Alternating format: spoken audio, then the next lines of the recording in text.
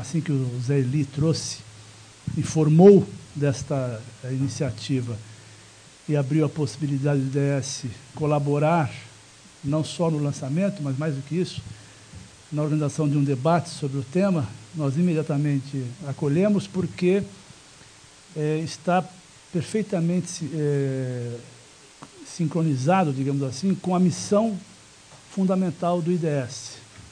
O IDS foi criado para aprofundar, junto a debates com a sociedade, com formadores de opinião, com líderes setoriais, a discussão sobre a chamada Plataforma Brasil Democrático e Sustentável, que nós temos ela ali, sinteticamente, afixada na parede. Ou seja, é uma plataforma que, a partir de 7 eixos, como ali estão colocados, pretende debater as visões dos diferentes segmentos da sociedade brasileira, envolvendo a academia, o setor empresarial, o setor não governamental, o setor governamental, movimentos sociais, líderes, né, o setor da cultura, todos os setores que debatem hoje o futuro do país, na busca da construção de uma visão que possa ser compartilhada para um Brasil justo, socialmente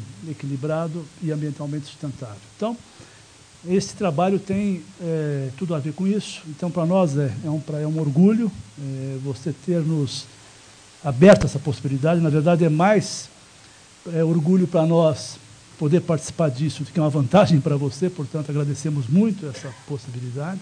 Além do mais, o Zé Eli tem colaborado muito com o Instituto, que nós agradecemos aqui de público. E essa mesa é fantástica, né? Nós temos aqui 3... Estou no escuro, mas eu queria ficar meio escuro. Assim, então. Nós temos 3 ex-ministros, mas que, na verdade, são 3 atores importantíssimos envolvendo a discussão, seja da política externa, seja das relações internacionais, seja da questão ambiental. Nós temos, inclusive, 2 ministros que foram ministros do Meio Ambiente, tanto o ministro Recupero como a ministra Marina Silva. Temos o nosso ex-ministro das Relações Exteriores, e que foi pessoa fundamental na época da Rio 92, coordenou muitos processos preparatórios para a Rio 92, portanto, também tem uma relação muito forte com essa agenda do debate da sustentabilidade. Portanto, é uma mesa com nomes, e nós estamos muito felizes e agradecemos muito a disponibilidade de estar aqui nessa manhã, porque a agenda de todos é muito complexa e, portanto, a própria presença aqui já demonstra um interesse em colaborar com esse debate. Mais uma vez, obrigado aos senhores. E temos a mediação de Jorge Caldeira, que certamente poderá conduzir esse processo de forma muito integrada, muito dinâmica, e, portanto, estamos aqui em boas mãos, com um excelente trabalho publicado, e espero que seja uma manhã muito frutífera. Obrigado a todos, e vou passar de imediato, então, para o Jorge aí conduzir os trabalhos. Alô, bom dia a todos.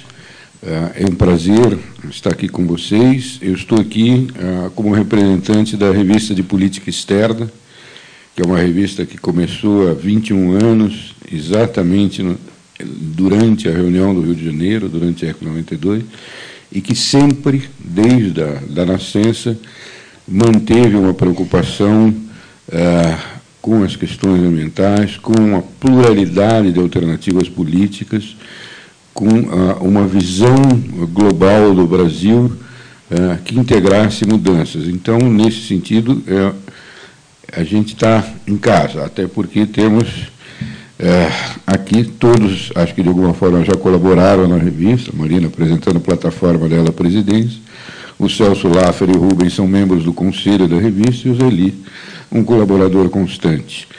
Então, em nome da revista e em nome da Editora 34, eu cumprimento a todos. Vou ser muito breve, porque as pessoas aqui dispensam apresentações e elas têm a substância para falar.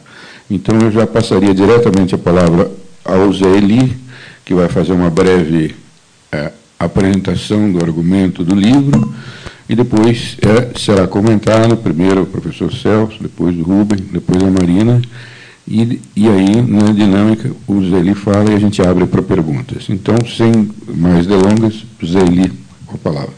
Muito obrigado, Jorge.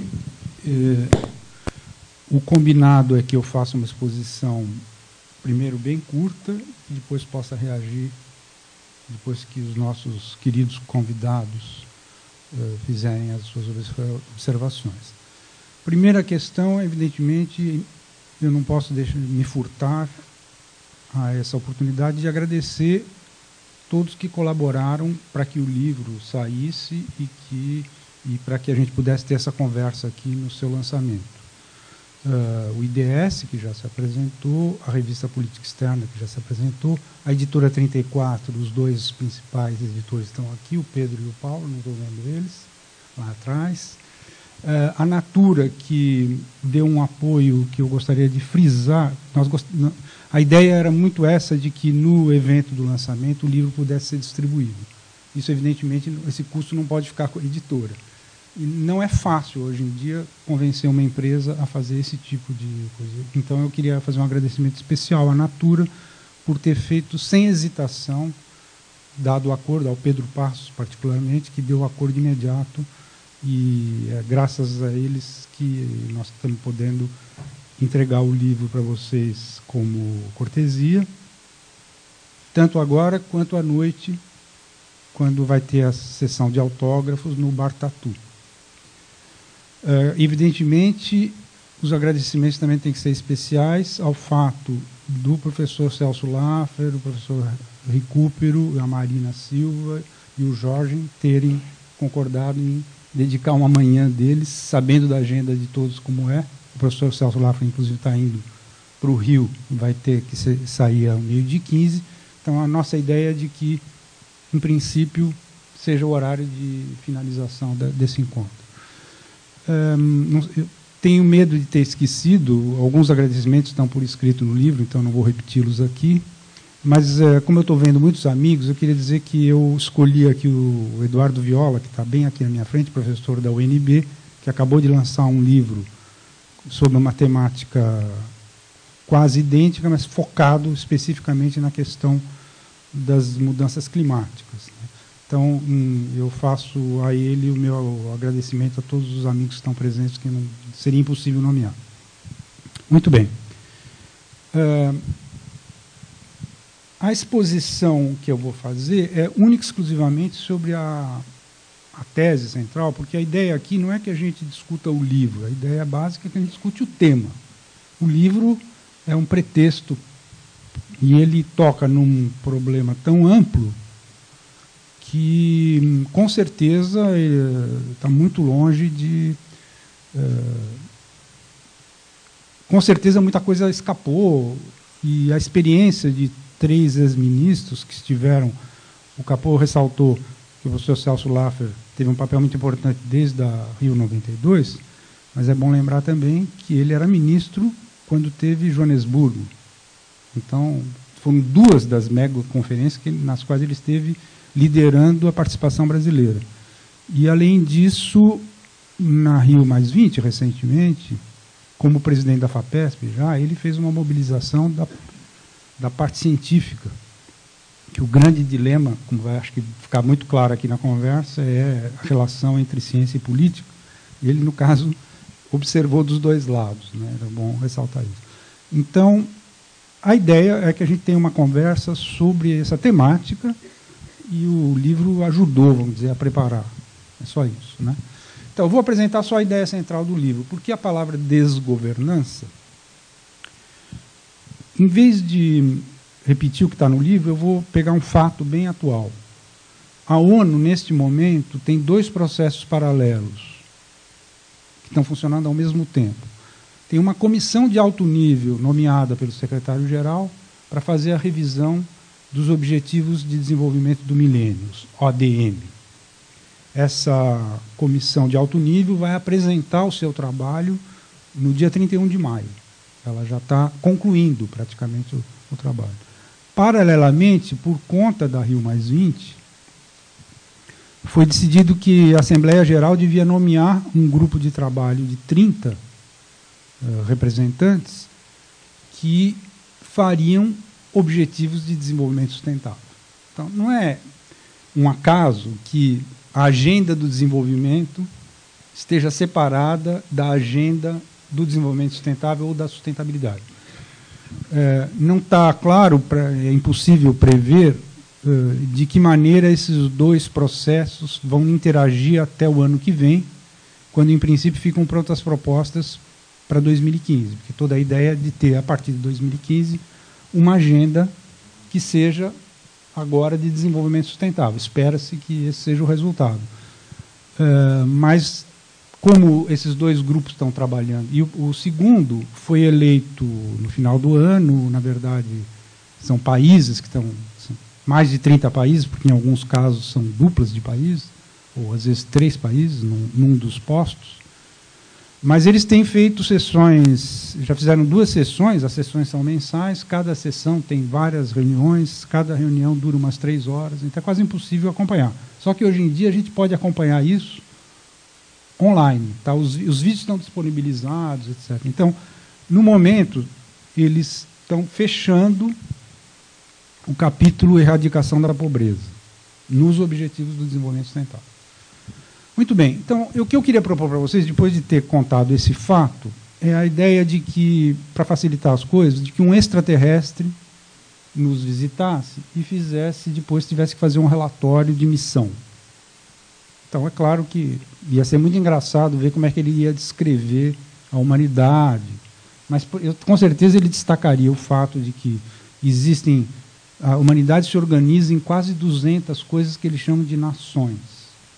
Depois eles têm uma coisa que não é muito antiga, que são as Nações Unidas, onde eles tentam se entender. E, nesse momento, eles estão se entendendo a respeito do desenvolvimento, de um lado, e do problema, quando o desenvolvimento é ligado com a questão ambiental, é uma outra comissão, um outro grupo de trabalho que está fazendo isso. Ele provavelmente destacaria também que achou muito estranho que existisse tanta desigualdade entre essas quase 200 nações e que esse problema raramente fosse, de fato, abordado. Todo mundo, é muito difícil encontrar alguém que diga que essa situação é boa, mas é muito difícil encontrar alguma iniciativa firme para que a desigualdade pudesse ser reduzida. Basta pegar, por exemplo, e eu discorro sobre isso no livro, não vou dar os dados aqui, um dos mecanismos centrais dessa possibilidade, que seria a chamada ajuda oficial ao desenvolvimento, né, em que houve um compromisso nunca formalizado de que 0,7% do PIB das nações mais ricas fosse transferido para projetos de desenvolvimento no que a gente chamava antigamente de terceiro mundo. E nem sempre é assim, os países ricos têm porcentagens muito diferentes, assim por diante.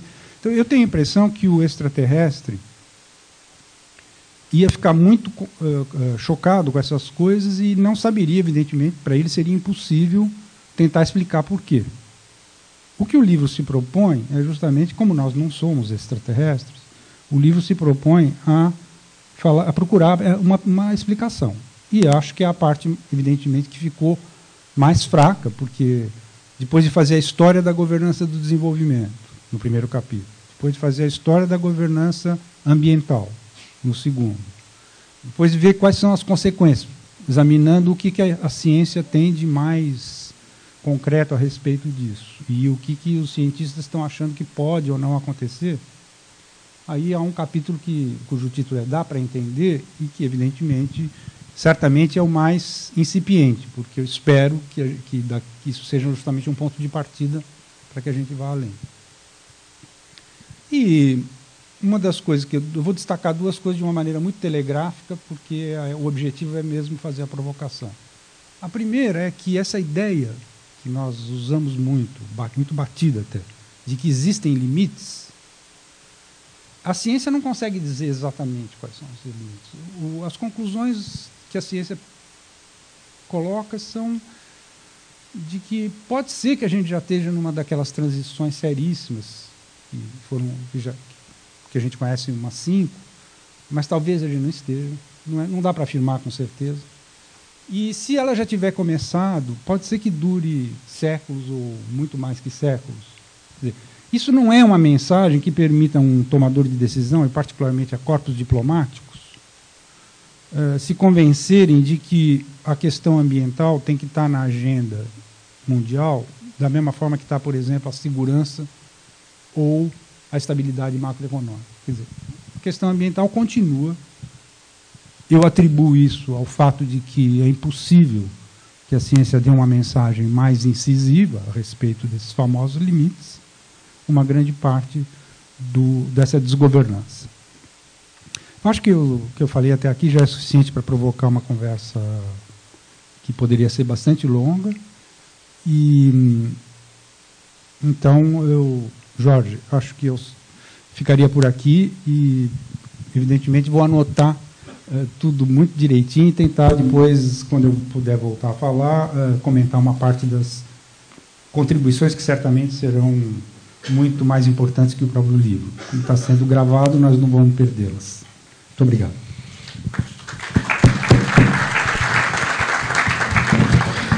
Obrigado, Zolim. Então, sem mais, passar a palavra para o professor Celso Laffer.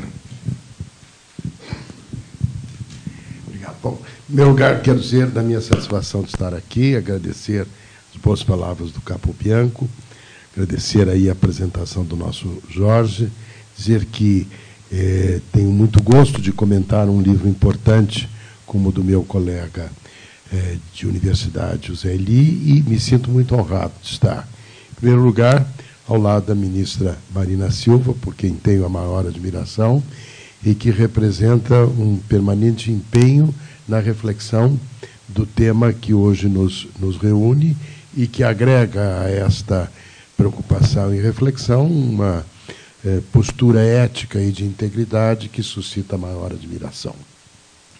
Claro que não preciso dizer que é um prazer estar com o meu querido amigo embaixador Recupero, com quem participei de tantos eventos relacionados com esta temática da agenda da governança ambiental.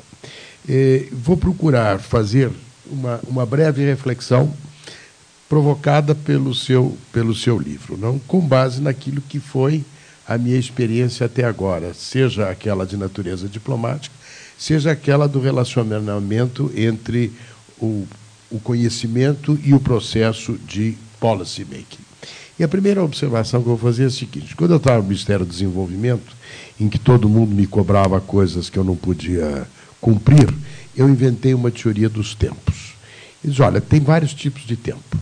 Tem o tempo financeiro e o tempo da mídia, que é um tempo online, não? Depois tem o tempo da economia, que é o da produção, que é mais lento, passa pelo investimento, passa por outros componentes.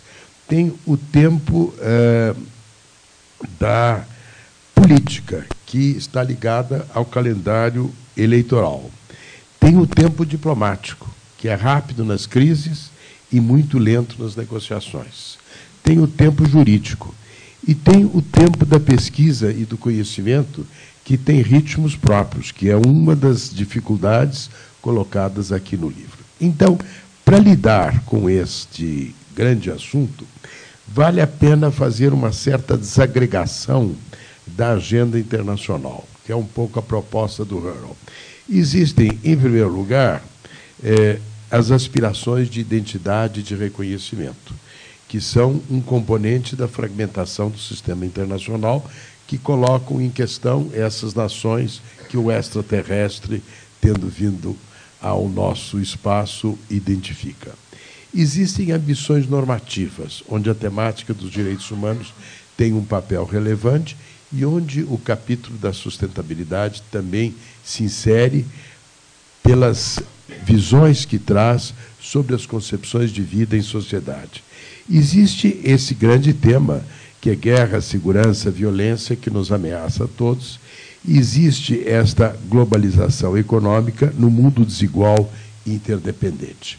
A agenda ambiental tem vários componentes e se insere em vários tempos, porque, além de toda a reflexão sobre, enfim, conhecimento, limites, policy making, a agenda ambiental está ligada à concepção de vida e a valores. É por isso que é uma agenda onde a sociedade civil tem um peso grande, estão as ONGs aí, está um instituto como este aqui, existe o componente da sociedade civil, e eu acho que uma das grandes novidades da Rio 92 foi justamente uma forte presença da sociedade civil no processo decisório e de sensibilização. O embaixador Azambuja, que é um homem que tem muito senso de humor, diz que a Conferência do Rio de 92 foi uma combinação de Yalta, não, por conta aí de inserir os temas, de Cannes, porque, enfim, é o Festival de Cinema, mais Woodstock, não, porque tinha aí essas presenças que também eram importantes. Então, eu menciono isso porque a agenda ambiental envolve vários vertentes. O desafio diplomático é sempre como captar interesses comuns e compartilháveis, como administrar as desigualdades de poder e como mediar a diversidade cultural e o conflito de valores, não? Então, um dos grandes temas é como eu sincronizo para o benefício da governança todos esses temas. Enfim, tem as urgências de curto prazo, por exemplo, da agenda financeira e as perspectivas de longo prazo. Existe a preocupação legítima com as gerações futuras e o problema da urgência das gerações presentes. Existe esse tema de como é que eu sincronizo custos e benefícios. Existe o tema da estratificação internacional, que é um ponto que você mencionou, que é o que explica como entrou este pilar social na discussão da sustentabilidade. Bom, o que eu queria realçar agora é que uma das muito interessantes contribuições do seu livro é o tema do tempo da pesquisa e do conhecimento. A interface ciência e processo decisório. Não dá para entender. Você fala na relevância do conhecimento, que é realçada quando você se vale do livro do Bolden, não? Diferenciando, enfim, aquilo que vem pelo poder e pelos interesses, não? O grande tema aqui, ontem eu assisti um workshop da FAPESP sobre e-science, não? Então, o tema era como turning data into insight, não? Como é que eu transformo a informação acumulada que nós temos numa percepção relevante para o processo decisório, que seja algo distinto da reflexão sobre o poder e os interesses. Bom, o livro dá o destaque ao papel do conhecimento como decisivo. E o capítulo 3 trabalha bem, ao mesmo tempo, o que existe e as suas dificuldades. Não? Você tem os sinais vermelhos, tem o sinal amarelo, você destaca a importância dos indicadores, você reflete sobre as possibilidades do overshooting, você discute o tema da pegada ecológica, você discute se existem tipping points ou tipping elements, não? E o final do livro tem as tabelas, não? As tabelas das fronteiras ecológicas transgredidas e aquelas que são fronteiras globais. Bom, eu estou convencido que a consciência da realidade integra a realidade e é isso que permitiu a consolidação da sustentabilidade na agenda internacional. A percepção que traz o conhecimento e a percepção também dos valores, não de uma forma de vida que leve em conta outros valores que não aqueles que esgotam na produção e no consumo.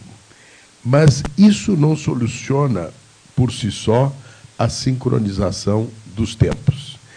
E, além do mais, como nós todos sabemos, o tema da sustentabilidade passa pelas soberanias, que não podem resolver o assunto, porque isso é um tema global, não é um tema territorial, e você tem sempre o jogo dos interesses e do poder no trato disso para recorrer à sua própria formulação. E é sempre possível, não necessariamente desejável, o cenário da crescente entropia, que é o que você também menciona no livro. Bom, esse dá para entender, que é o capítulo final, procura lidar com essas dificuldades e você se vale de 3 critérios de organização: o realismo, o institucionalismo e o construtivismo. Isso tem mania de professor de relações internacionais, que nós 2 somos, então não dá para não fazer um toque, que nós estamos aqui ocorrendo com todas essas 500 teorias. Bom, eu gosto muito da escola inglesa, que está na nota de rodapé do seu livro, que diz que, enfim, existem 3 leituras não excludentes da realidade internacional, que não são excludentes porque a realidade é complexa. Não existe, enfim, a dimensão realista do poder, existe a dimensão grossiana do potencial da cooperação, que é o que aparece, enfim, no capítulo da gestão econômica, e existe essa dimensão kantiana da razão abrangente da humanidade. O tema da sustentabilidade ambiental é um tema kantiano, porque é um capítulo que não envolve A, B ou C, mas envolve o conjunto, é uma razão abrangente da humanidade. Dependendo da conjuntura, há mais ou menos espaço. E, com isso, concluo. O seu livro é muito positivo em relação a Estocolmo. Eu não discuto o fato de Estocolmo ter tido uma dimensão pioneira. Ele é mais sóbrio em relação a Rio 92. Bom, é claro que, tendo participado da Rio 92, eu seria menos sóbrio na apreciação da Rio 92, porque eu acho que ela conseguiu atender aquilo que é o desafio diplomático, não lidar com, encontrou interesses comuns, lidou com a diferença de poder e lidou com o conflito de valores. Você é crítico da Rio+10, com que eu também estou inteiramente de acordo. Mas a única ponderação que eu faço, que quem deu destaque à pobreza na Rio+10 foi a África do Sul, o negócio do NEPAD. E, por tabela, trouxe a efetiva inserção do pilar social na discussão do meio ambiente. O Brasil levou para Rio+10 a ideia das metas de energia renovável, trabalhadas em conjunto com os países da América Latina e do Caribe. E também trabalhou a ideia, no capítulo da biodiversidade, dos países com megadiversidade. Portanto, a agenda que o Brasil levou para Rio+10 foi uma agenda diretamente ligada à sustentabilidade, que a matriz energética é um componente chave da história. Bom, você é crítico da Rio+20, nós estamos todos de acordo, enfim, todos nós aqui discutimos e escrevemos sobre o assunto e nos sentimos insatisfeitos com aquilo que poderia ter sido feito e que não foi. Então, a ponderação, concluindo, qual é a minha consideração?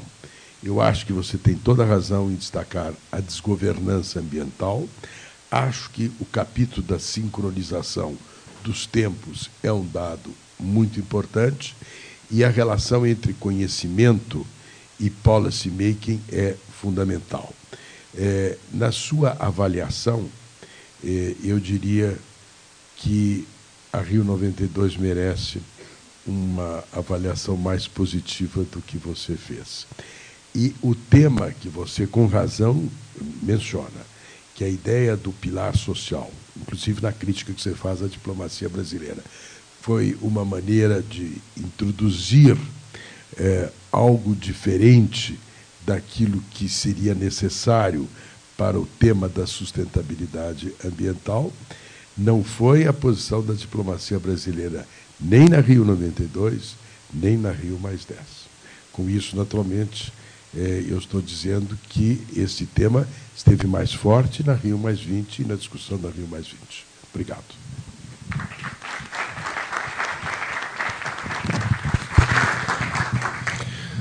Obrigado, professor Celso. Como vocês podem ver, o debate começa a se delinear e enriquecer. Então, para que ele enriqueça mais ainda, passando a palavra ao embaixador Rubem Recupero. Muito obrigado, bom dia a todos. É um prazer também estar aqui. Eu agradeço o convite. Eu vou fazer algumas poucas observações sobre o livro em si, e depois eu gostaria de destacar 2 ou 3 temas, mas, sobretudo, o que me parece central, esse descompasso entre a gravidade enorme do problema e a falta de um sentido de urgência da parte dos que tomam decisões. Como é que se explica isso? Como é que nós podemos encontrar uma justificativa racional para esse descompasso? E eu quero dizer algumas coisas, não só em relação a essa atitude que prevalece no mundo, mas, inclusive, as razões específicas que existem no Brasil e que, em alguns casos, acrescentam alguns elementos complicadores. Eu gostei muito do livro. O livro tem muitos méritos. Começa com a sinceridade do título, né, que mostra já qual é a situação atual, que não é de governança, mas de desgovernança. Ele é muito bem escrito, bem pensado, bem articulado, revela muita familiaridade com a linguagem, com os conceitos das Nações Unidas, o que nem sempre ocorre nesse tipo de debate.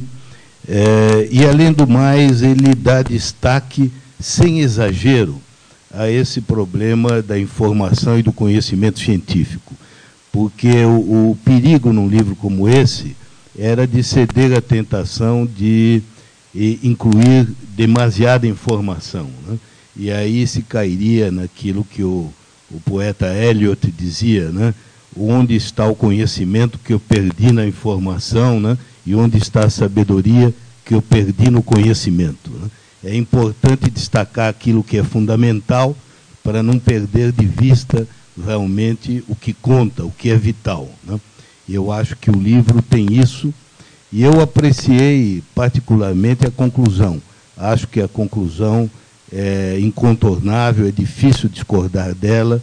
Por exemplo, a afirmação de que, no fundo, tudo depende de um entendimento entre China e Estados Unidos, que, por sua vez, depois seria amplificado no plano das 40 e poucas nações do G20, e, a partir daí, se poderia tornar uma decisão de caráter global. Eu acho que é perfeito, é difícil dizer alguma coisa que contrarie essa análise. Agora, em relação a esse problema fundamental que o livro mostra bem, a questão da premência e da falta de correspondência no processo decisório. O Celso falou muito bem da questão da diferença dos tempos, né? E isso me inspira a dizer que nós temos muito pouco tempo, na verdade, né? O ideal seria poder ter todos esses tempos, mas o nosso tempo já está acabando. Já está acabando, a contagem regressiva já começou. Nós temos, depois do livro ser publicado, temos um fato notável dos últimos dias, a revelação de que, pela primeira vez em 4.500.000 anos, a porcentagem de partículas de dióxido de carbono na atmosfera ultrapassou aquele limite de 400 partículas por 1 milhão, né? Esse era um limite que se imaginava que ia ser atingido, mas acaba de ser atingido. E está sendo superado rapidamente, né? Então, nós temos aí a evidência clara, embora seja verdade aquilo tudo que o Eli diz, né, sobre a dificuldade de fazer afirmações a respeito dos limites, não há dúvida nenhuma que ninguém discute que estamos nos aproximando aceleradamente, né, de um patamar de desastre, né? E, no entanto, é curioso que esse fato recebeu alguma atenção da imprensa, mas não teve uma repercussão que mereceria, né? Não houve nenhuma declaração de um grande chefe de Estado, né? Não houve nenhum sentido de urgência agregado, né, devido a esse fato científico, Quer dizer, é tudo como business as usual, né? Como se aquilo pudesse continuar e que nós gozássemos de muito tempo. Ora, isso é que nos deve impressionar. Não há dúvida que não há uma explicação racional para esse descompasso.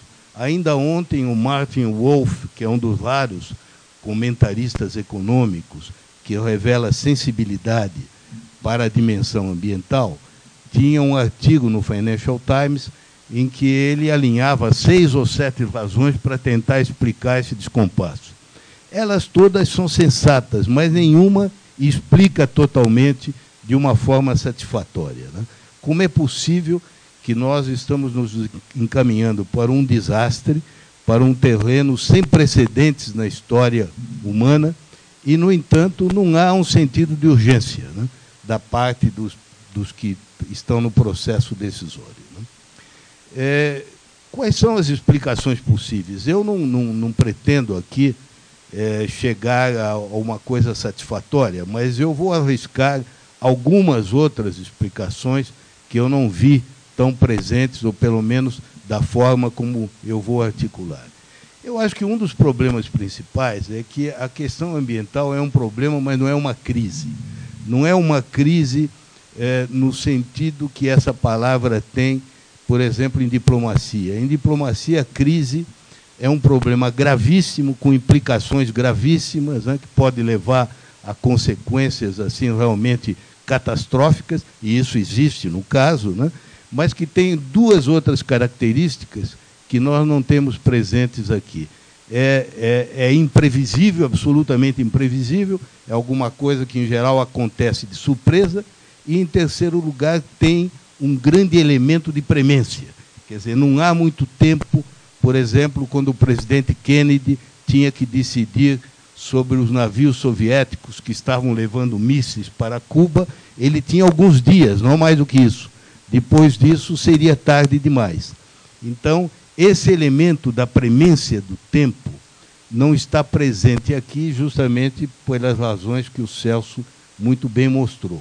Sabe-se que nós estamos indo por um caminho complicado, mas esse tempo aparentemente é elástico, né? Uma das fraquezas até do conhecimento científico é que ela não tem ainda a precisão suficiente para dar datas, né? Datas com uma certa firmeza, a partir de quando isso poderá acontecer, a partir de quando isso poderá se tornar irreversível. E a falta desse elemento de premência é que, a meu ver, alimenta a falsa sensação de segurança, das pessoas acharem que ainda tem muito tempo e que se pode chegar a alguma decisão, que de alguma maneira miraculosa a tecnologia possa, de repente, inventar alguma maneira de retirar dióxido de carbono da atmosfera, ou que se encontrem outras fórmulas que hoje não estão disponíveis, né?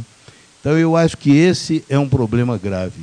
Uma outra razão que eu vejo também, que eu não tenho notado que tenha sido discutida, é que nós, na verdade, somos filhos do iluminismo. Nós somos filhos do século das luzes, né?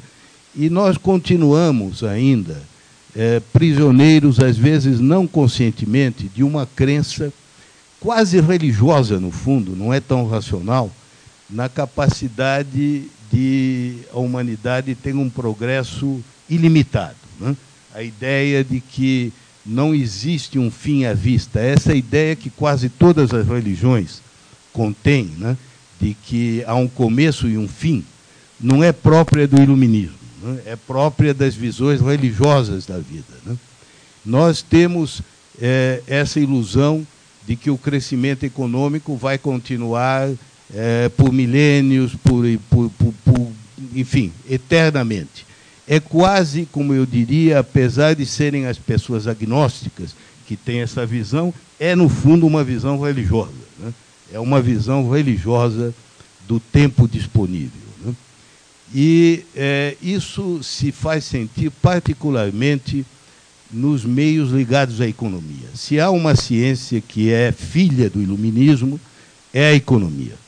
Porque a economia passa a crer naquela possibilidade de eliminar a carência, de eliminar tudo aquilo que a humanidade sempre sofreu em matéria de falta de possibilidade de dar satisfação às necessidades humanas. E os economistas têm muita dificuldade em aceitar aquilo que o relatório Stern diz logo no início, né? Que o aquecimento global é a maior e mais disseminada falência de mercado de toda a história. Isto é, o aquecimento global é diretamente consequência da Revolução Industrial.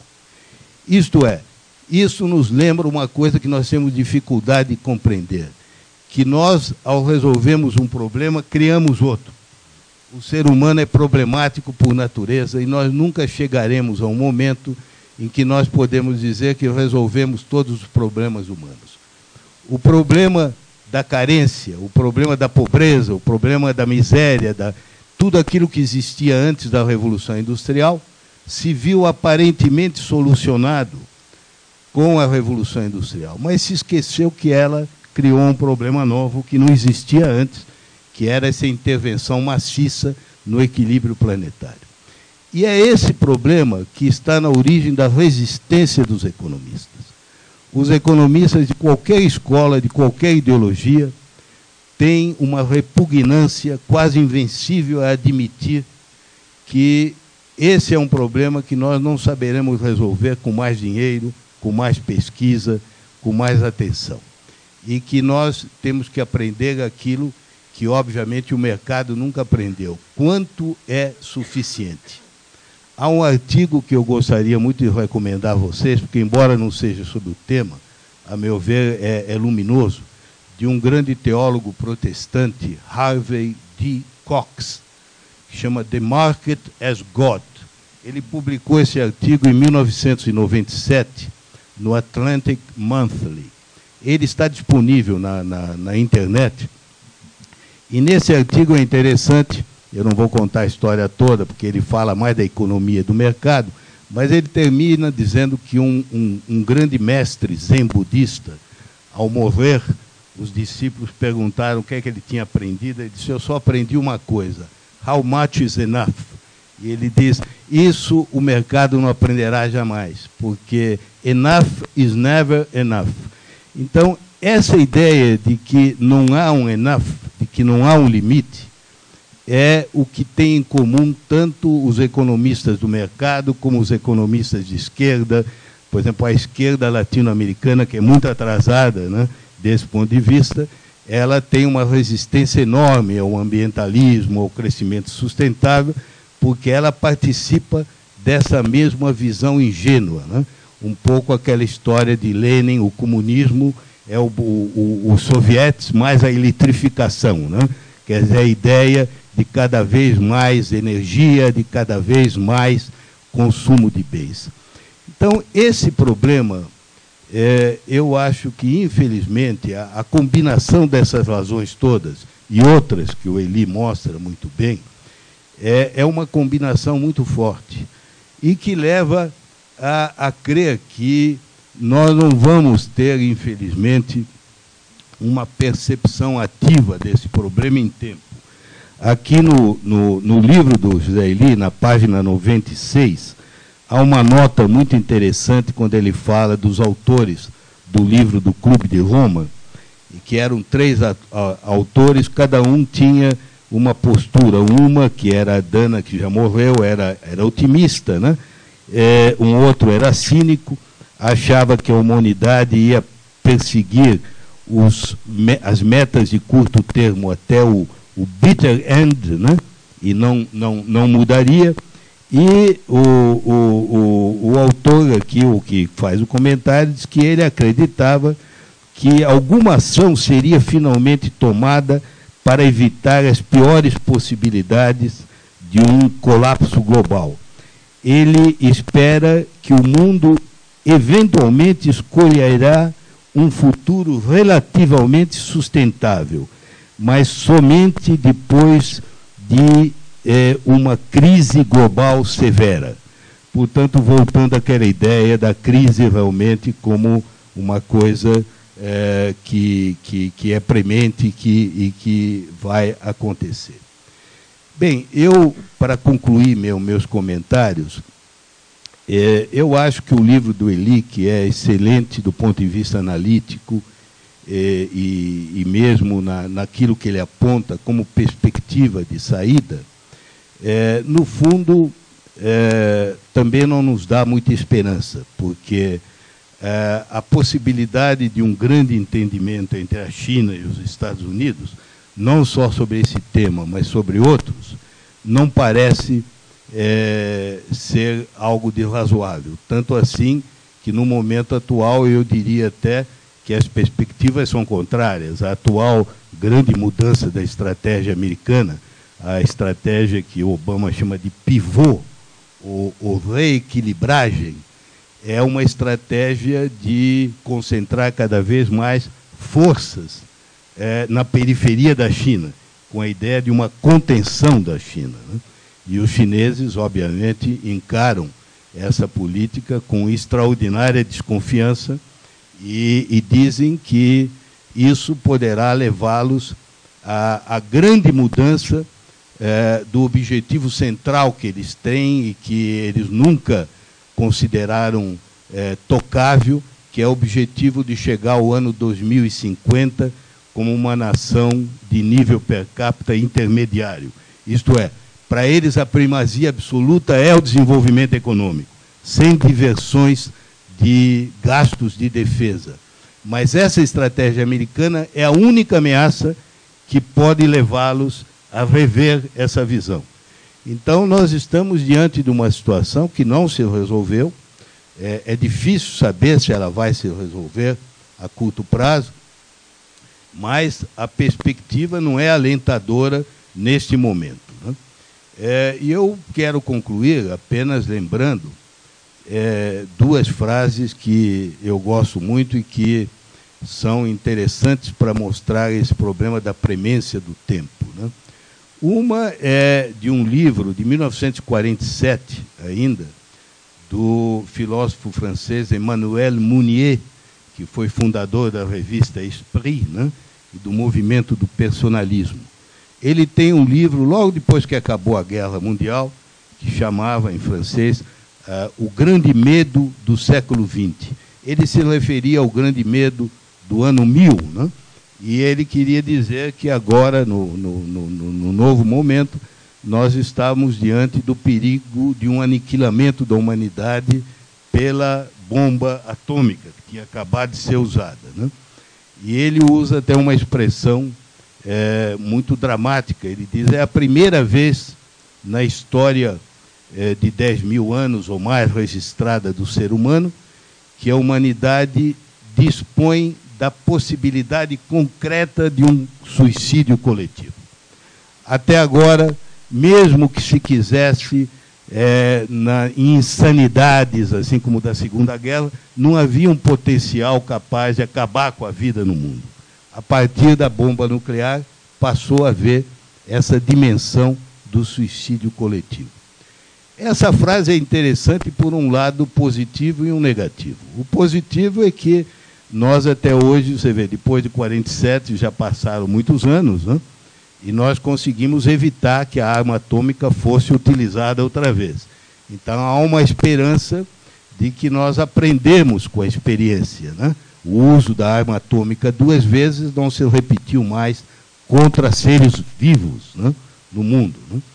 Agora, o lado negativo é que a dimensão do suicídio coletivo não é só pela ameaça nuclear.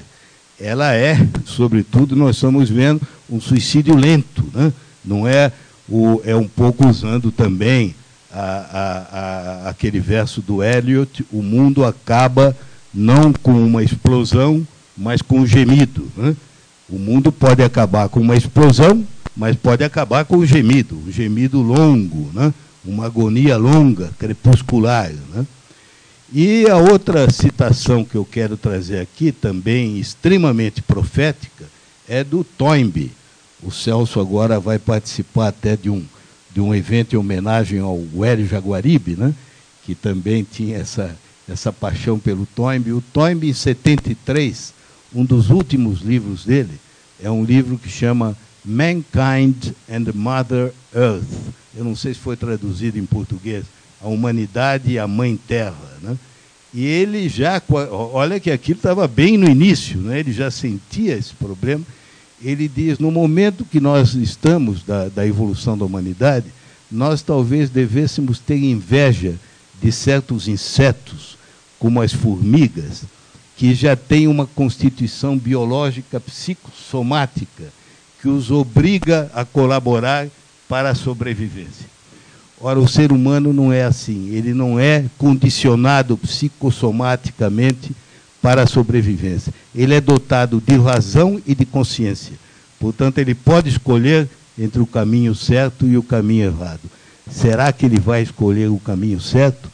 Eu devo dizer que me incluo nessas 3 categorias, entre as 2 pessimistas. Eu não acredito na primeira, que é a otimista. Eu acredito que, infelizmente, nós só dispomos de 2 possibilidades. Uma que é realmente o desastre irreversível, e outra que será de nós chegarmos a alguma coisa, mas depois que nós teremos destruído muito. Muito obrigado.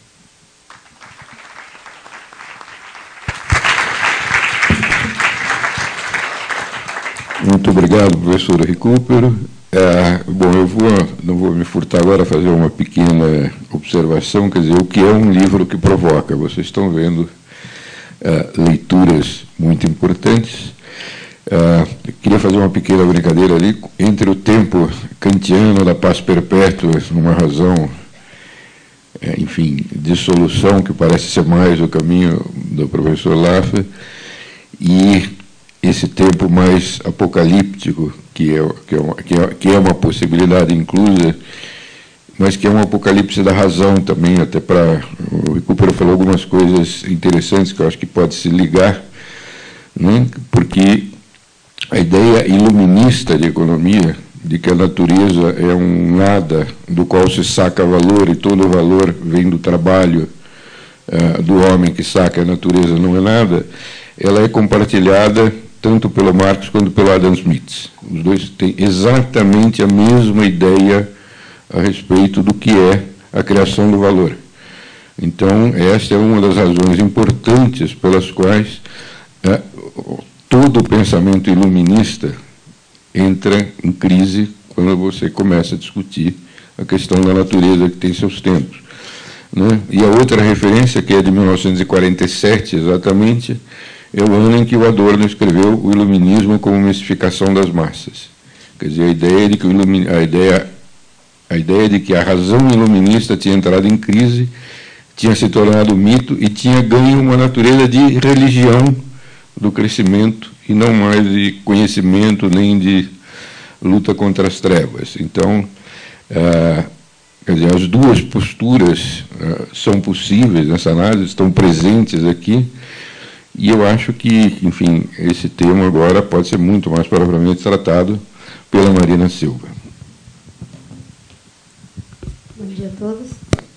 Bem, primeiro, agradecer a honra do convite ao amigo professor Zelina Veiga, dizer que me sinto honrada de estar aqui com a mediação do Jorge, professor Laffer, professor Recupero, e as instigantes palavras que já foram pronunciadas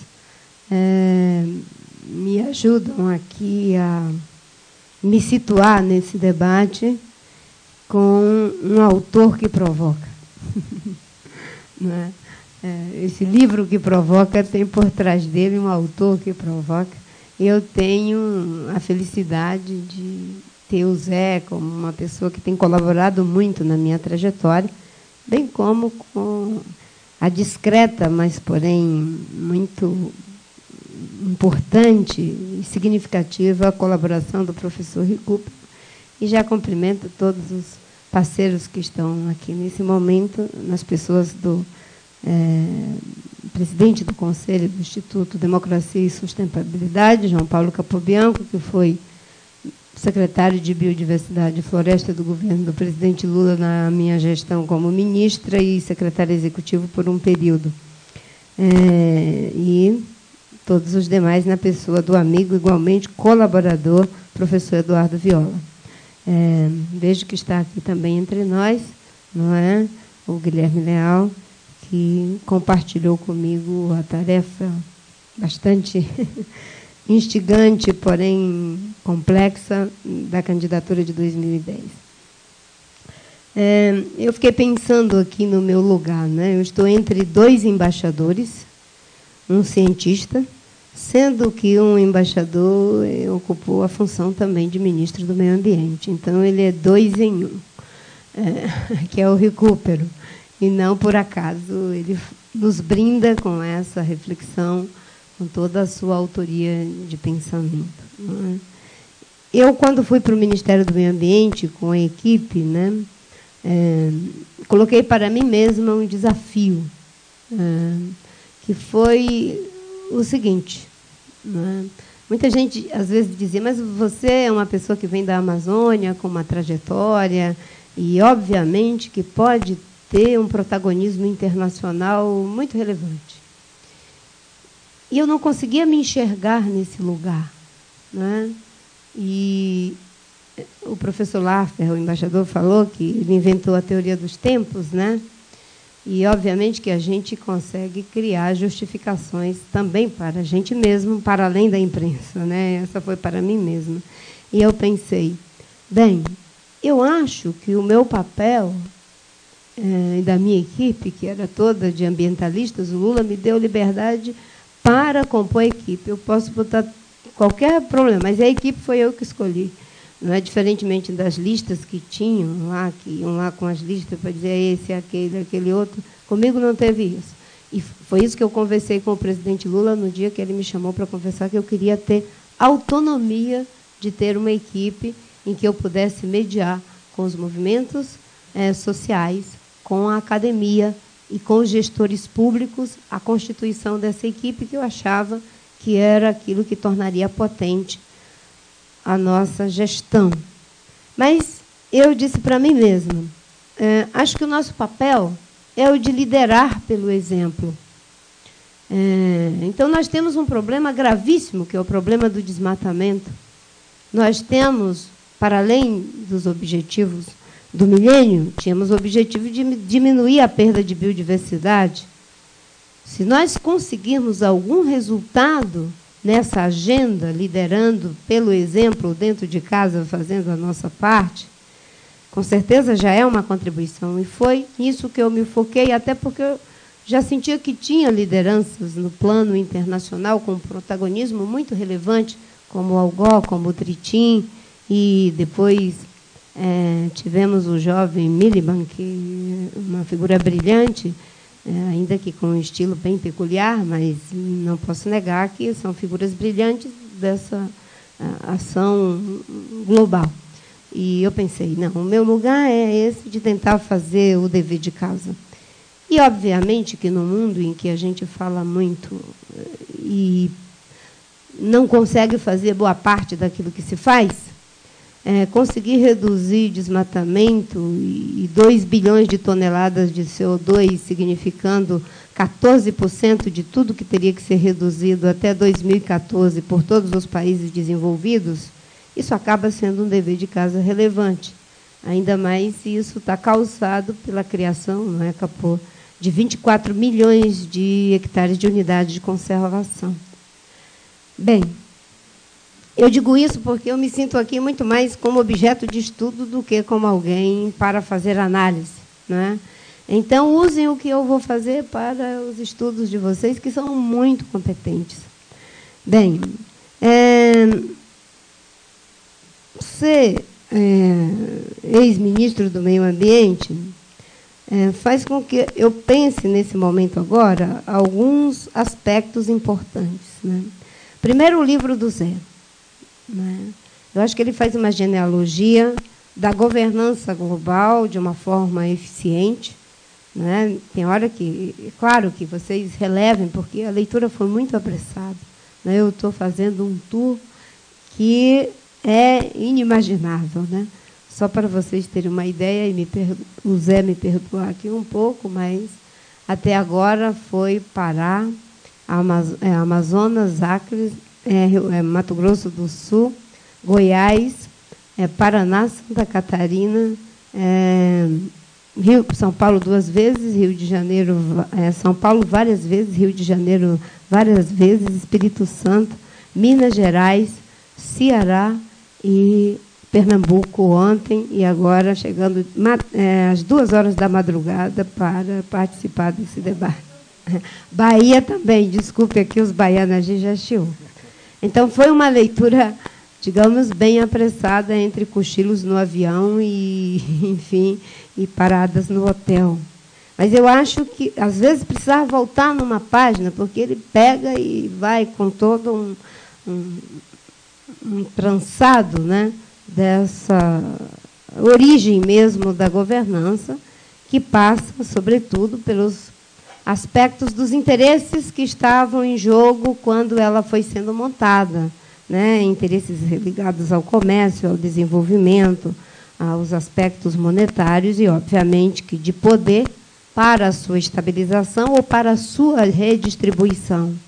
Mas isso leva à governança global que nós temos e, obviamente, que, a partir daí, nós temos também a origem daquilo que se configura na governança ambiental global. Então, eu parabenizo o Zé por nos brindar com um esforço dessa magnitude, não é, para que possamos ter um livro mesmo para consultar, não é, em alguns aspectos, toda essa genealogia muito interessante, além das reflexões que faz. Os processos dos quais participamos, não é, nessa questão da governança, por isso que eu digo que mais um estudo de caso, foi alguns muito relevantes, no período de 2003 a 13 de maio de 2008, ou seja, um período de 5 anos, 5 meses e 14 dias. A COP da Convenção das Mudanças Climáticas, não é? Enfim, de todas elas até sair do governo e após mesmo sair do governo, a COP da Convenção da Biodiversidade, nunca o Brasil tinha sediado uma COP da Biodiversidade, uma Convenção da Biodiversidade, mesmo sendo o país de maior biodiversidade, e numa dessas convenções, junto com o Capo Bianco, estava em disputa ali a oportunidade, nós nos inscrevemos e o Brasil acabou ganhando a possibilidade de sediar, né, a COP8. Um outro processo de negociação que participei, do ponto de vista da governança ambiental global, foi junto à OMC, quando o Brasil e a União Europeia, não é, entrou num contencioso sobre pneus reformados. E foi uma briga interessante, da qual saímos vitoriosos com uma ação combinada entre diplomacia e mérito pelo Ministério do Meio Ambiente, e saímos vitoriosos daquele contencioso. E o encontro de ministros de Relações Exteriores e Meio Ambiente, né, sobre governança ambiental global, que se deu no Rio de Janeiro, com a participação do embaixador Celso Amorim, que foi fundamental para que o Brasil ali se perfilasse junto à tese da França de que precisávamos de um mecanismo no âmbito das Nações Unidas para a governança ambiental voltado, né, para essa agenda, sobretudo, de implementação.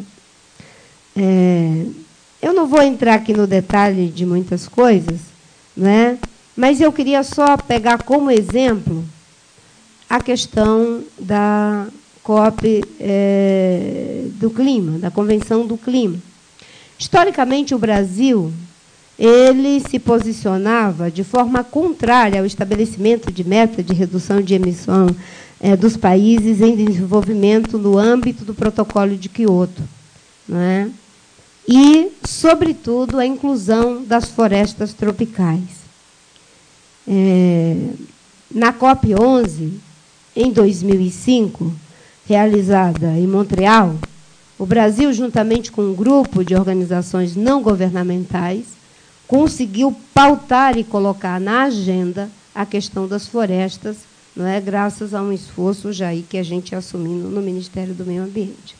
Depois, nós tivemos a realização em Roma, em 2008, não é, de uma importante reunião que formalmente apresentou a proposta que seria levada a Nairobi, aonde florestas deveria participar, sim, no âmbito da Convenção do Clima, com todos os desdobramentos que vocês conhecem e que resultou, inclusive, em Copenhague, em o Brasil vir a assumir meta, ser o primeiro país em desenvolvimento a assumir meta de redução de CO2.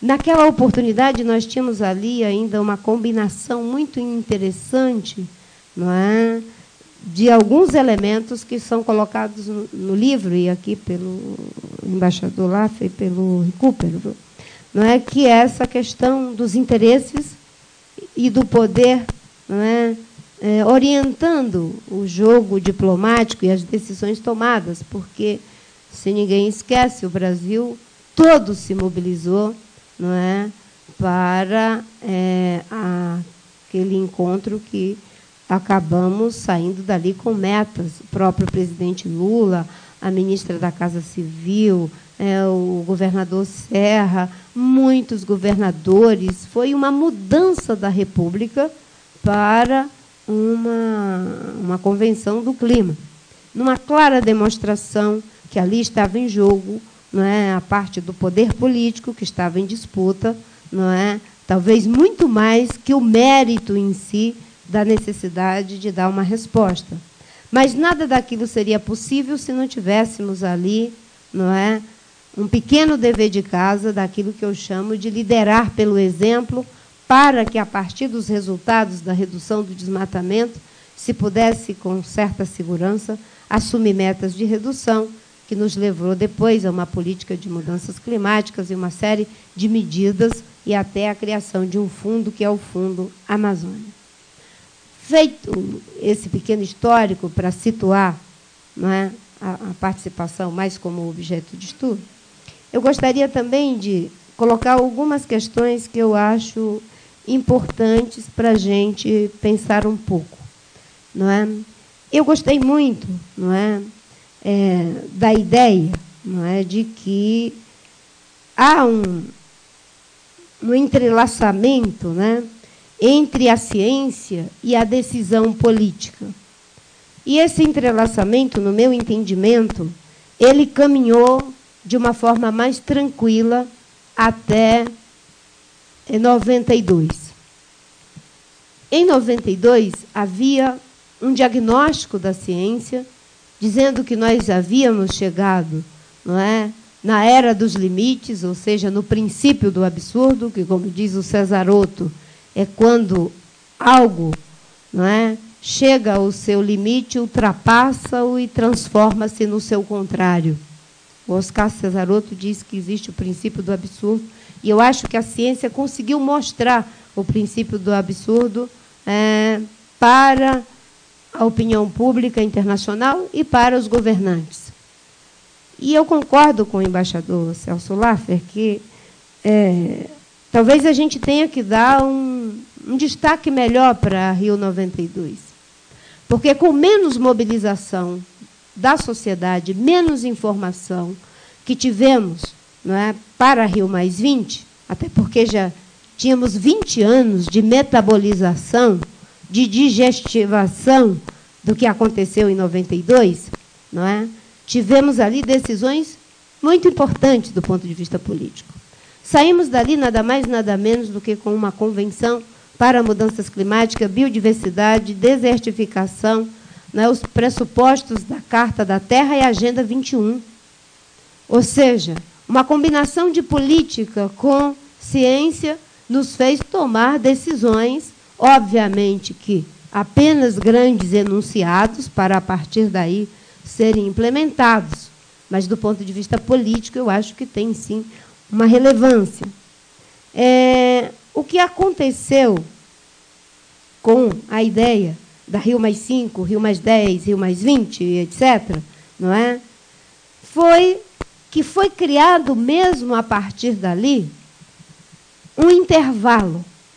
E o intervalo em diplomacia, ele é um espaço, me desculpe os diplomatas, onde tudo pode ser inscrito. Mas é um intervalo, não é? E nesse intervalo, a cada 5 anos, fazermos os encontros para avaliação, hoje eu leio para, de fato, acumular e implementar e ver o que está sendo implementado e corrigir e avançar, ou para protelar. E cada vez mais isso se tornando distante, uma memória distante, até chegarmos na Rio+20, e o que deveria ter sido um encontro para estabelecer a governança e os mecanismos de implementação se transformaram em objetivos do desenvolvimento sustentável, que ficarão prontos em 2015 e que serão implementados em 2020, e de 92 para cá já se passaram quantos anos? Vamos aí, 30 anos, enfim, 40 anos, né? Isso, vamos fazendo contas aí, depois dá uma resultado, né? 21, né? 30, ou seja, né? Nós temos um intervalo que é criado, mas esse intervalo, quando chega no ápice, ainda diz que tem mais tempo para protelar. E aí, já dialogando com essa ideia da ciência, da política e, enfim, da diplomacia, não é?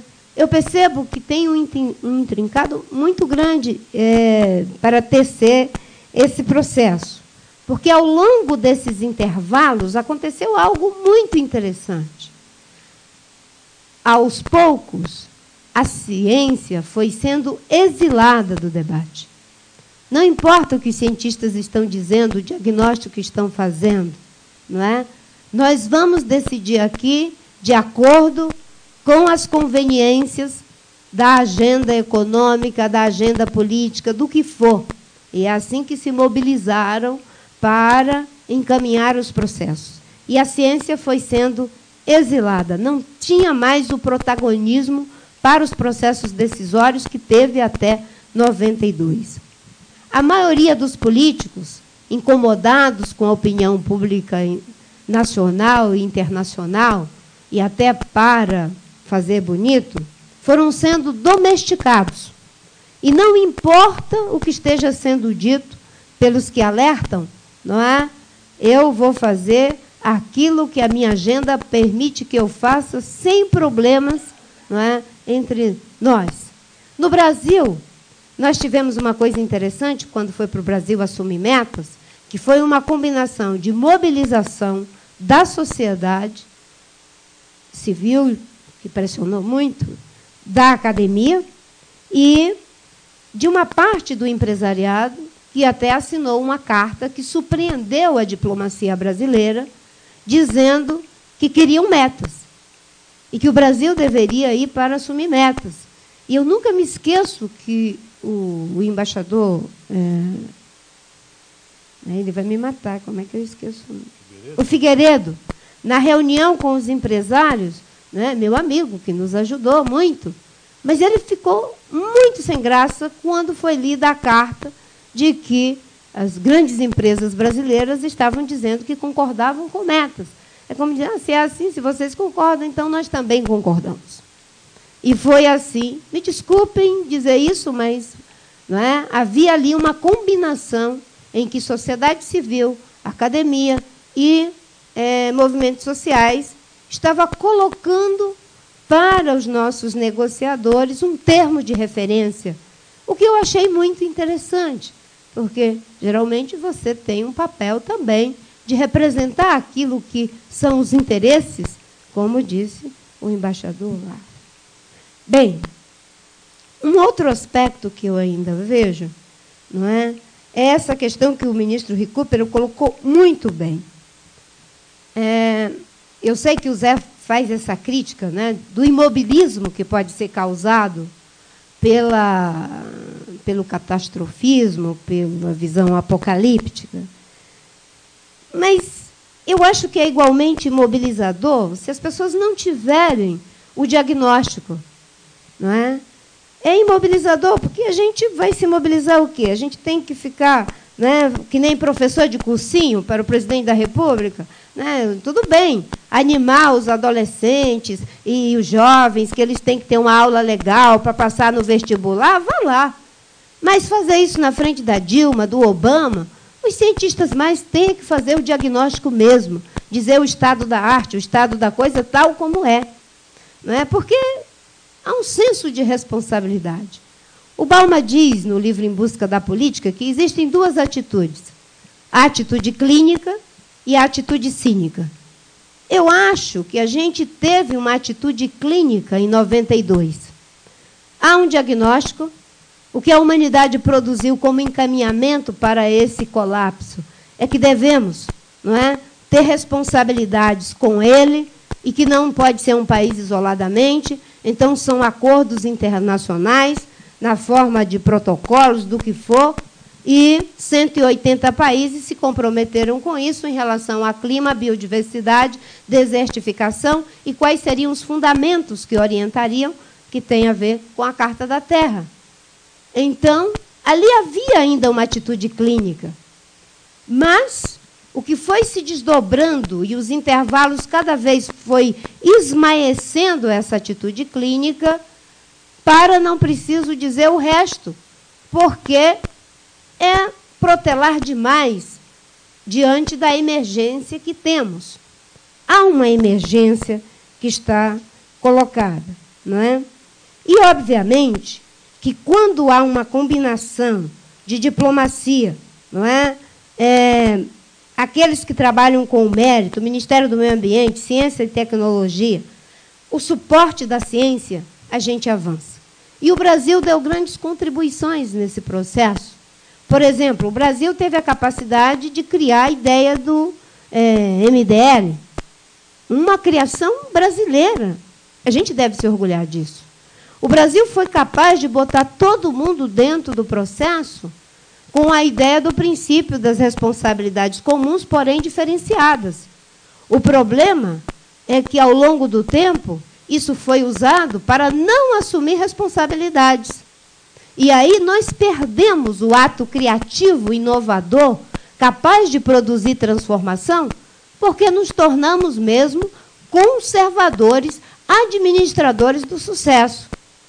E o que era algo criativo, produtivo e livre, virou um mantra que era repetido, que a gente já não podia pensar, não podia fazer, não podia propor, porque tudo tinha que ficar dentro daquela caixinha, que naquele momento específico, para aquele ato específico, foi altamente transformador, criativo e mobilizador, porque nos tirou de uma condição de inércia, colocando todos no processo de negociação. Bem, em relação ainda, não é, a esse esforço que tem a ver com a governança, não é, eu vou concluir por aí, não é, que é o seguinte: a metáfora que o Zé usa do extraterrestre é muito interessante, não é? E ela, de certa forma, nos denuncia a todos. Eu tenho dito que a gente está vivendo uma crise civilizatória, não é? Entendendo que os índios e Yanomamis também são civilização, viu, Zé? Antes de você me dar o sabão de que civilização... Não, os índios também se constituem em civilizações, não é? Com outro caminho. Nós estamos vivendo uma crise civilizatória, não é? Semelhante à que foi vivida pelos egípcios, pelos romanos, pelos gregos, pelos, enfim, povos pré-colombianos e assim por diante. Com uma diferença. Eu acho. Eles não tinham consciência de que estavam vivendo uma crise civilizatória. Eles estavam no colapso, chegaram a um ponto de não retorno, sem perceber que tinham chegado ao princípio do absurdo, que é quando algo chega ao seu limite, ultrapassa-o e transforma-se no seu contrário, como diz o Oscar Cesaroto. Nós estamos vivendo não é? Uma situação parecida, que eu espero que ainda não seja o ponto de não retorno, mas nós temos consciência de que estamos vivendo uma crise civilizatória. E aí não nos cabe ter uma atitude cínica, nós temos mesmo que ter uma atitude clínica. E tudo o que fizermos tem que ser na direção de faz-se um diagnóstico, nota-se a emergência e há que ter uma intervenção à altura do que está acontecendo.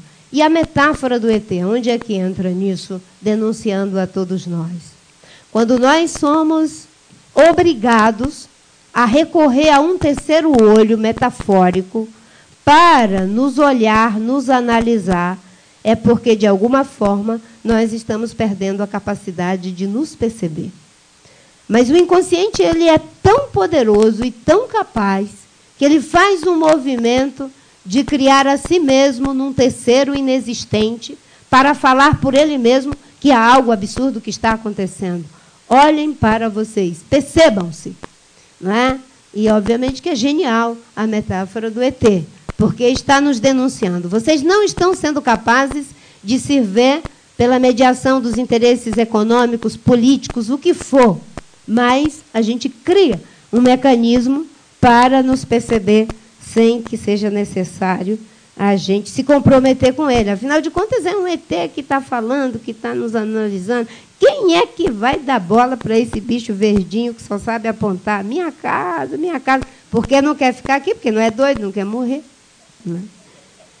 Então, acho que a gente está vivendo mesmo essa coisa da encruzilhada histórica. E como, para mim, no Ministério, a gente foi muito... Obrigada, Zé. A gente foi muito ajudado pela ciência.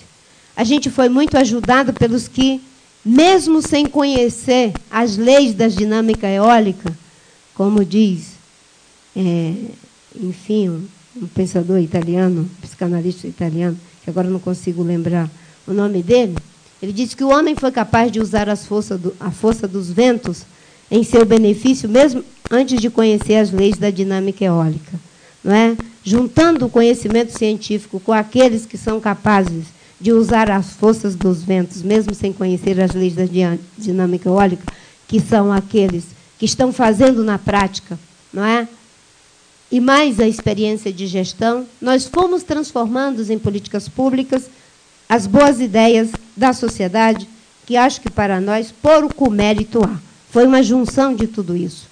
E, num determinado momento, na negociação, com uma combinação da ajuda do Celso Amorim, que, quando assumiu uma meta, lá em Bali, o Celso Amorim teve que ir direto, ele pessoalmente, para sentar na mesa comigo, para dizer, a posição é essa.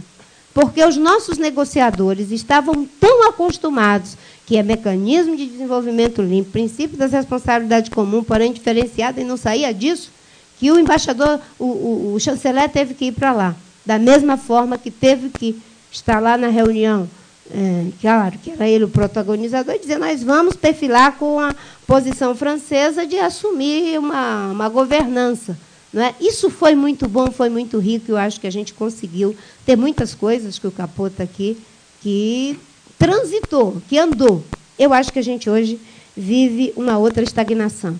Então, em homenagem a essa ciência que contribui, e contra essa ciência, não é isso que o Zé está propondo, é isso que eu estou dizendo, mas há um grupo que quer exilar a ciência. E os que querem exilar a ciência, o professor Viriato Sonomênio, da Universidade de Lisboa, nesse livro, Encruzilhada, o Ambiente na Encruzilhada, por um Futuro Sustentável, não é?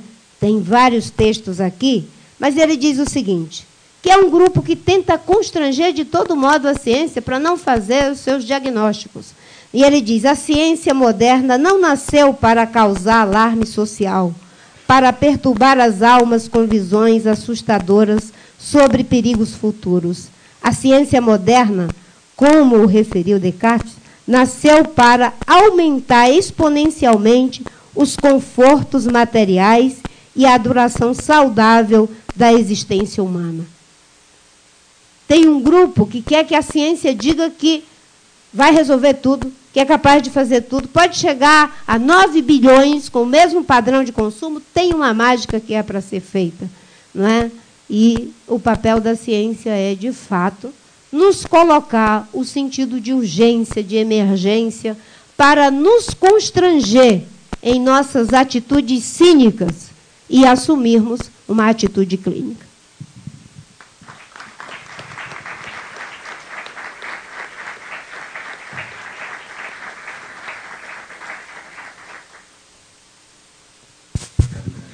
Muito obrigado, Marina. Bom, agora completa-se mais um passo, mais uma dificuldade para devolver a bola para o Zeli, com a convicção do que se pode e do que se deve fazer, que é uma convicção de ética e de possibilidades. Aí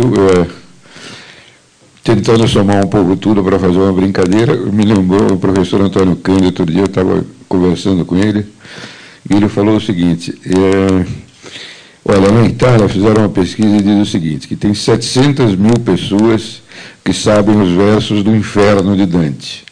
Tem 70 mil que conhecem o Purgatório. E tem umas 700 que lembram do Paraíso. Então, essa... Agora, para o Zeli vai ficar a dimensão de ter que voltar ao paraíso, de ser autor, de poder lidar com o seu livro e com as lembranças que vieram aqui dessas outras dimensões, né? Então, passo de volta a palavra para vocês ali para, enfim, sintetizar tudo isso. Obrigado. E o professor Celso vai ter que sair eventualmente, são meio-dia. Nós não vamos ultrapassar o horário do professor Celso. Ouvindo, primeiro agradecer aos quatro pelas observações, que estão todas anotadas e serão muito úteis, com certeza. E pensando no que eu iria dizer em seguida, me ocorreu uma frase, acho que é do Albert Dines, ele que criou essa, que é um lema do Observatório da Imprensa, que eles dizem: você não lerá mais os jornais, ou a imprensa em geral, depois de... E eu fiquei com essa sensação, quer dizer, que as pessoas que estão aqui têm o privilégio de poder ler o livro agora de uma forma muito mais informada e crítica, porque surgiram aqui muitas observações que permitem ler de uma outra forma o livro. Como nós temos alguns minutos, eu queria ressaltar 2 ou 3 ideias que, mais assim, pensando nos pesquisadores que estejam nessa sala e que vão continuar esse trabalho. Porque, evidentemente, nem seria o caso de tentar aprofundar essas discussões aqui. Eu vou começar com a questão da minha avaliação da Rio 92, que foi vista como não muito justa, vamos dizer assim, ou apropriada. Eu não me lembro, eu vou reler de novo, mas o que eu fiz questão de destacar é que daqueles vários documentos que foram aprovados, o que menos é citado e lembrado é a Declaração do Rio, como se fosse uma coisa meio decorativa. E, no entanto, o terceiro princípio da Declaração do Rio resolveu uma questão que estava meio pendente desde Estocolmo, e ele é muito claro de que nós estamos diante de 2 coisas: o desenvolvimento humano, de um lado, e as condições biogeofísicas que o permitem. São 2 coisas.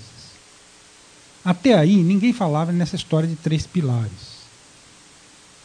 Porque que o desenvolvimento tem dimensões, todos nós concordamos, mas a econômica e social não esgota. Acho que não tem dimensão mais importante do desenvolvimento do que a política. Aliás, me lembro que esse é até um título de um artigo do Fernando Henrique Cardoso na Revista de Economia Política, já há muito tempo. A principal dimensão do desenvolvimento é a política, não é nem a econômica nem a social. Então, essa história que eles inventaram de que são 3 pilares, porque seria um ambiental, não fica de pé, já começa por aí.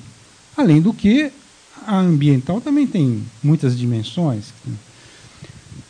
Então, uma das coisas que eu tento no livro é tentar explicar como é que houve essa derrapagem cognitiva, e que, evidentemente, o marco é Joanesburgo, as condições em que aquilo ocorreu e etc. Mas gostaria de frisar que é muito engraçado pelo seguinte: Porque tem uma turma que diz que acusa a Rio 92 de ter enfatizado muito o aspecto ambiental e econômico e não o social. Por isso, o social teria surgido na África do Sul. No entanto, tem um livro do Banco Mundial que diz exatamente o contrário. É uma nota de rodapé no livro, mas vocês vão perceber. O livro do Banco Mundial diz que não, que o problema é que a Rio 92 enfatizou demais o aspecto ambiental e o aspecto social e deixou de lado o aspecto econômico. Então, eles sequer se entendem sobre o que teria a Rio 92. Então, o que eu me lembro é que eu procurei mostrar, o meu ponto principal é o seguinte, é que, embora seja muito conveniente, mas isso acontece muito, falar em 3 pilares, isso é um absurdo em todos os sentidos, não é só no lógico, mas aqui eu procurei revelar também qual foi a consequência política disso. E nós vimos na Rio +20, na preparação, como foi dito que era necessário, primeiro, que essa conferência seria sobre o desenvolvimento, e segundo, que teria que ser desambientalizada, por ser uma conferência sobre desenvolvimento. Isso foi frase que foi usada na preparação da Rio +20 pela diplomacia brasileira.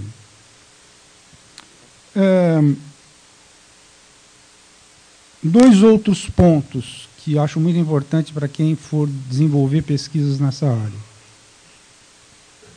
O livro critica 2 princípios que normalmente são dados como favas contadas, e mesmo aqui ocorreu isso. Um, que foi mencionado aqui, é esse princípio da responsabilidade comum, porém diferenciada, não fica de pé do ponto de vista ético, embora seja considerado um princípio. O livro faz essa crítica. Então, espero que isso permita que a gente tenha outros debates sobre o assunto. Mas, sobretudo, eu acho que é o mais importante, dentro do contexto da discussão que foi colocada aqui, sobre ser pessimista ou quanto pessimista a gente pode ser, porque otimista nós deixamos de deixar de lado, porque já diziam lá, o pessoal da Europa do Leste, principalmente, que tinha como lema que o otimista é um pessimista mal informado. O grau do pessimismo é que está em discussão, né? O quanto que a gente tem que ser cético. E eu acho que a questão vai se colocar mais ou menos no seguinte plano. Isso que eu queria ressaltar.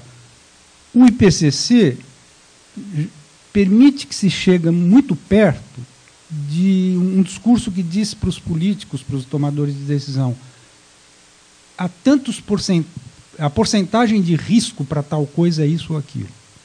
Que é uma coisa muito complicada de calcular, é sempre discutível, sempre contestável, mas o principal é que, normalmente, no discurso, a gente confunde risco com incerteza, que são coisas completamente diferentes.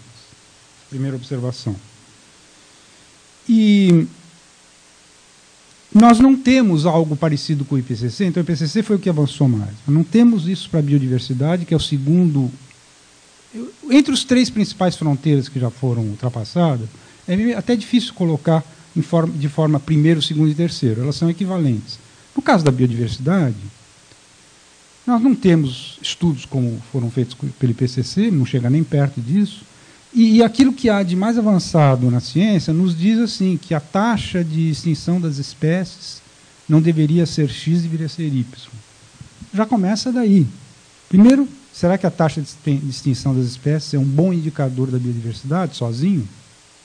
Segundo, como é que é feito esse cálculo de quanto que seria permitido de extinção de espécies, confrontado com aquilo que a gente está visualizando, que também não é um dado preciso? E a terceira questão, que talvez seja mais grave, mas a gente quase nem fala, que é do excesso de nitrogênio. Porque, insisto, nós falamos muito que uma das grandes mudanças que houve na história da humanidade foi o uso do petróleo. Mas a gente esquece que a síntese da amônia foi talvez até mais importante, principalmente para que tenha tanta gente viva. E isso levou a um exagero no uso de nitrogênio, principalmente na agricultura, que está indo tudo para os oceanos e criando 400 zonas mortas. A imprensa sequer começou a falar desse assunto ainda, e é um problema equivalente à questão do aquecimento global e da biodiversidade. Finalmente, Eu queria chamar muita atenção para vocês para a passagem do livro em que eu recupero um pouco a história dos limites do crescimento, que foi um trabalho pioneiro, né? Na época eles eram 4, mas os que depois revisaram isso, há 2 livros posteriores, muito mais atualizados e muito melhores, que são comentados no livro,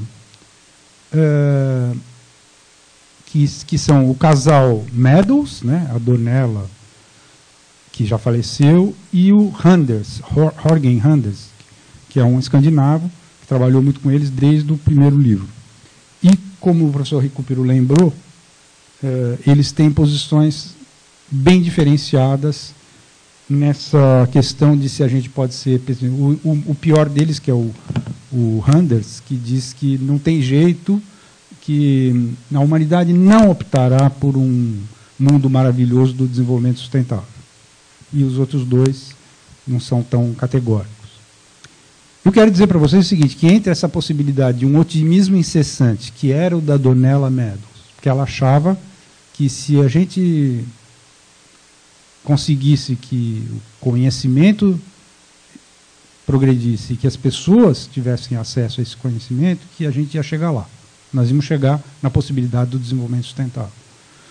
O marido dela, Dennis Meadows, é o que tem a posição de que vai precisar de crises para que alguma coisa aconteça. Crises no sentido do que o professor Recupero disse, e não, que não é a mesma coisa que a crise civilizatória que a Marina insiste tanto. E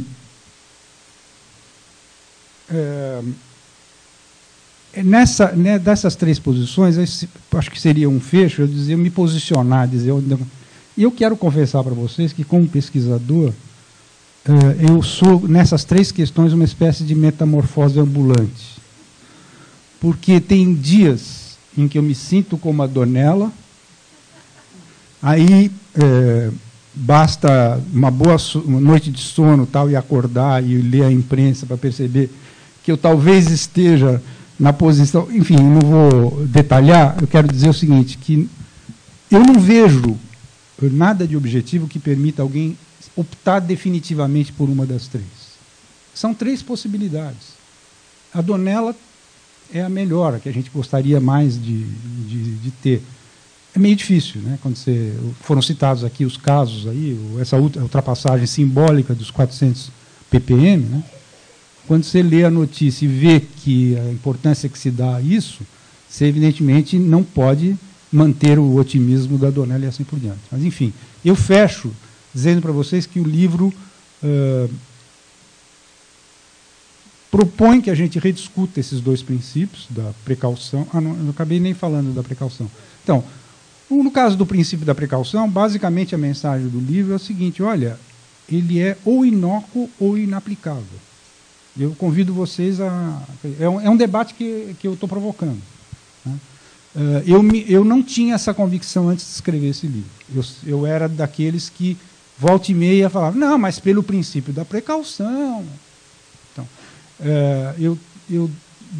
para usar uma linguagem muito modernosa, eu desconstruo tanto o princípio da precaução quanto o outro.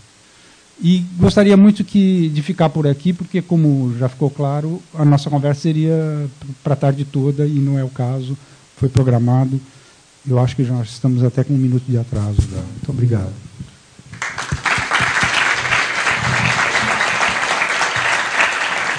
Muito bem.